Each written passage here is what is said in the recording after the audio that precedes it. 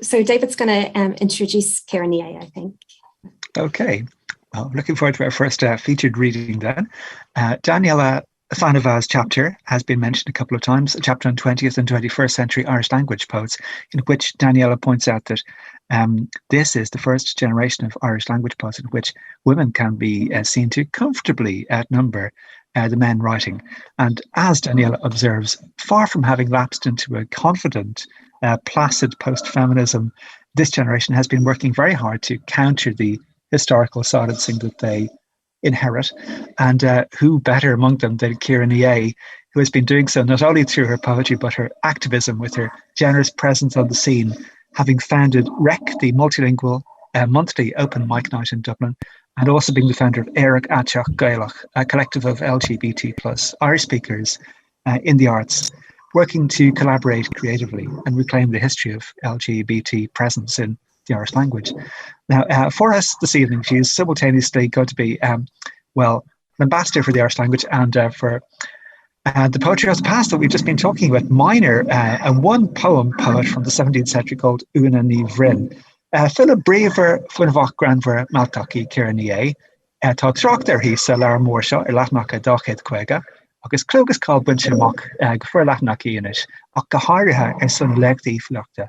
Agus méid tnú go mór leis an tafaidú tá dainte ací don ócáid seo. So over to Ciara. This poem is called O Thugas mo Gráchuit mo lámh is mo Geala, and it was written by Una ní Bhrin around 1670 about her husband, the scholar Sean O'Nachtan. O Thugas mo Gráchuit mo lámh is mo Geala, ein uair a bháinchuit a chean óg í nachtan, ar chóirla mo chóirda, mo fort leat ní scarhead, mar barlum sa lámh leat, ná an óras na nangal. A stórach, Bhín bio sé mo róí go ceann bliana, gan dada ól ná lón ar bith díri, mo bhéal ar do bhéalsa, mo róid ar do chliamhsa, ag éisteacht do glóir glic do thógach mo fianta.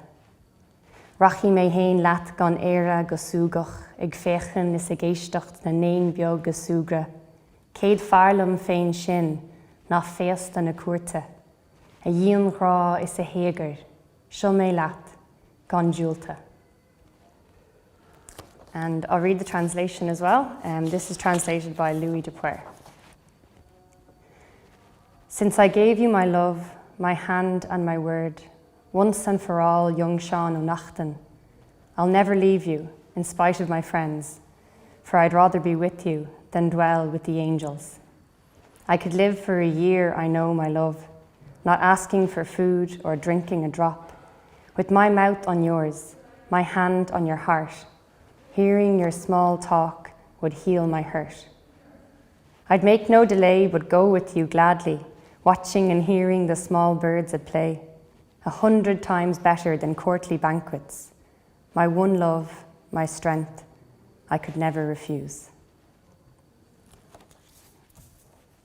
I wrote this poem in response to a series of photographs. It was a project with Pontio University in Wales. And the images in the poem are all taken from the series of photographs, kind of what I was looking at and what I wanted to write about initially, and then what I was forced to write about, what I was drawn to write about. Léamh in Ailbhe é ar dús agus tidal an fios ná iarmhaircht.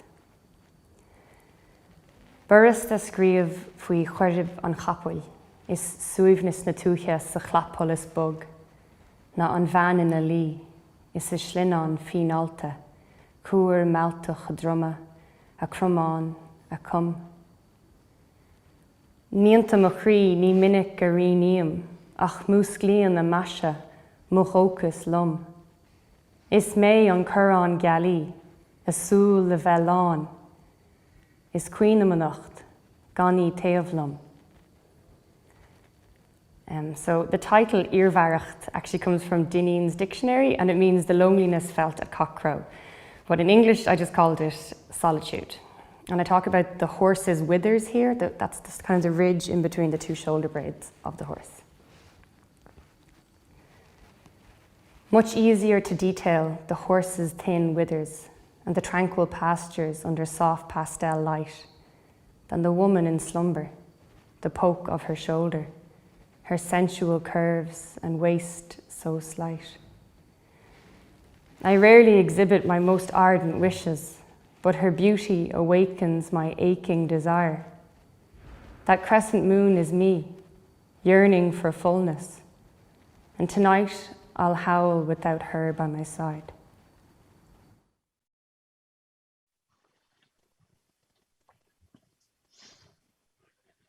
Thank you very much. That was a wonderful reading of those two poems that you could see spoke to each other in really interesting ways, and that the past, the Irish language, and translation as well, of course, which is something that the book also covers as well. It's interesting to see somebody translating their own work as well, because the politics around that are interesting. I'm interested.